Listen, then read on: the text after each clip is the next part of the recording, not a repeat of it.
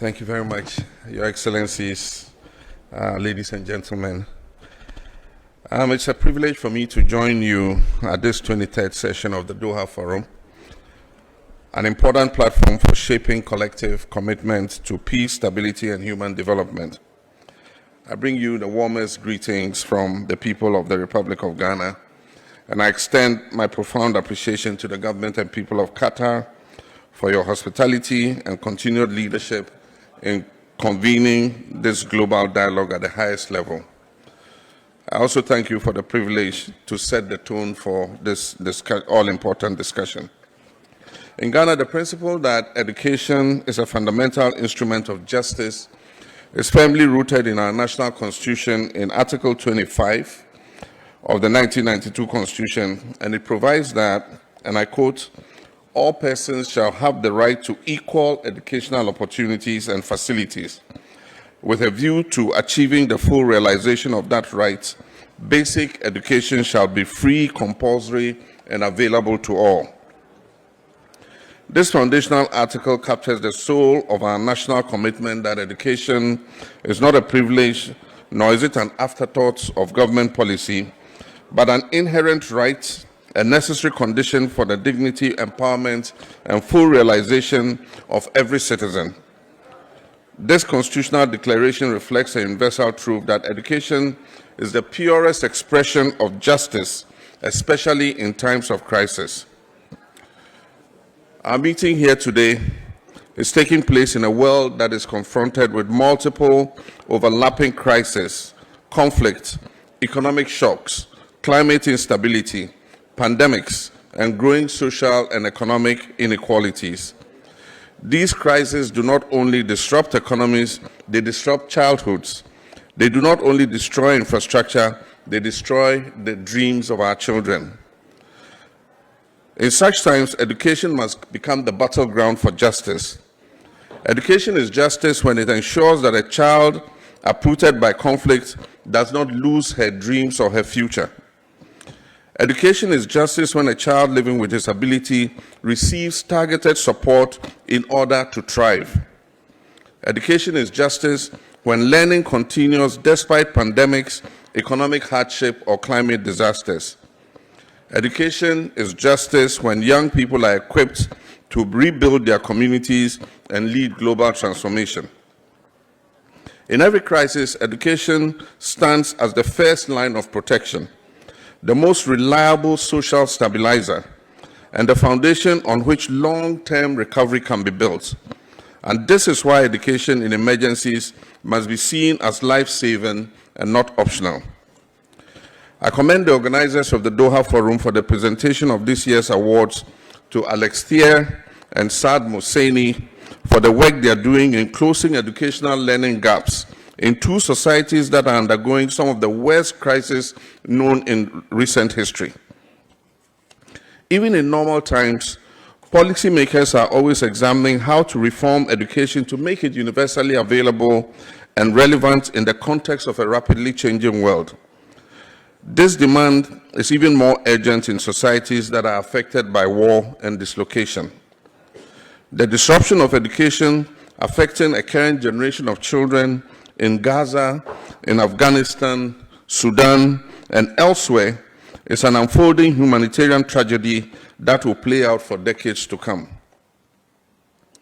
Ghana's own journey demonstrates that the most resilient nations are those that prioritize education even in the most challenging moments.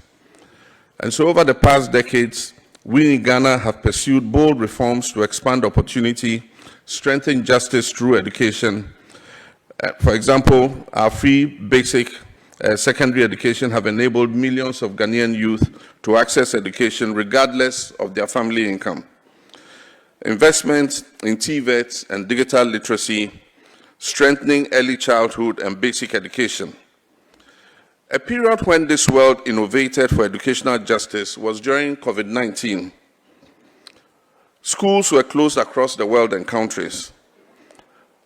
Various countries had to innovate and implemented some of the most adaptive education in emergency times.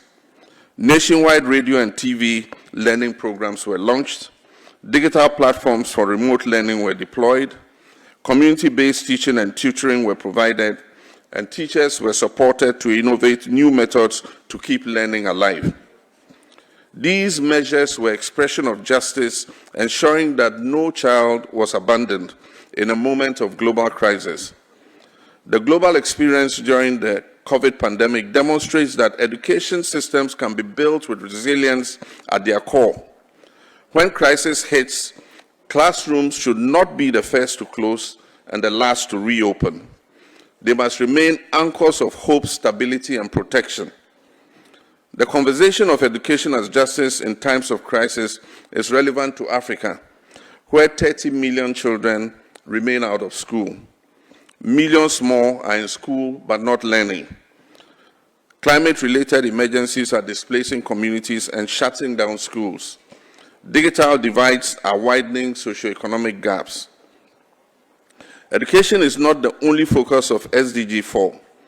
Quality education, but also the enabler of all the other sustainable goals.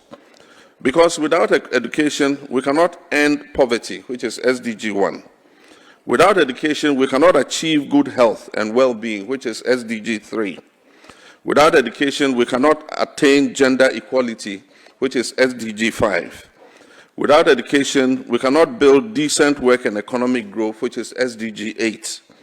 Without education, we cannot strengthen climate adaptation, which is SDG 13.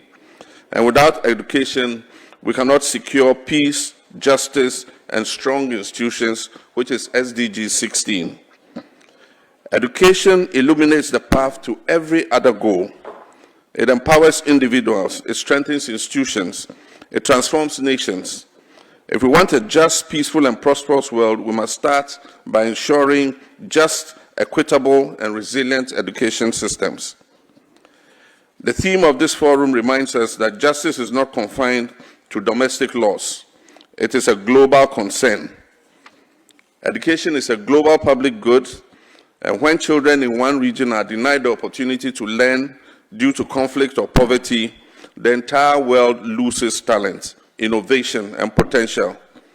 And therefore, if education is to serve as justice in times of crisis, the global community must commit to the following. First, protecting education budgets in times of crisis. Economic austerity should not begin in the classroom. Integrating education into humanitarian response plans. Ensuring safety of schools and the learning environment. Accelerating digital inclusion. Investing in digital infrastructure, devices, and teacher training. Supporting teachers as agents of stability, and strengthening global partnerships. Our world is changing fast. Our thinking about education must evolve just as rapidly. Education today must prepare young people to adapt to climate shocks, navigate digital disruptions, participate in democracy and governance, contribute to peaceful societies, and compete in a global economy that is increasingly driven by technology and innovation. Education must be transformational, not transactional. It must be equitable, not exclusive. It must be forward-looking and not outdated. This is the justice we owe our children. Justice is not only delivered in the courtrooms, justice lives in the classrooms. It is found in the moment a child learns to read, in the moment a young woman discovers her talent for science, in the moment a displaced child finds safety and hope in a school, in the moment a teacher inspires courage in a new generation. If we're to create a more peaceful, equitable, and resilient world, then education must be our most significant investment and our boldest commitment. This resonates with the saying that knowledge is like a garden. If it is not cultivated, it cannot be harvested. Let us cultivate the seeds of justice through education, especially in times of crisis, so that the harvest may be peace, prosperity, and a shared humanity. I thank you for your attention.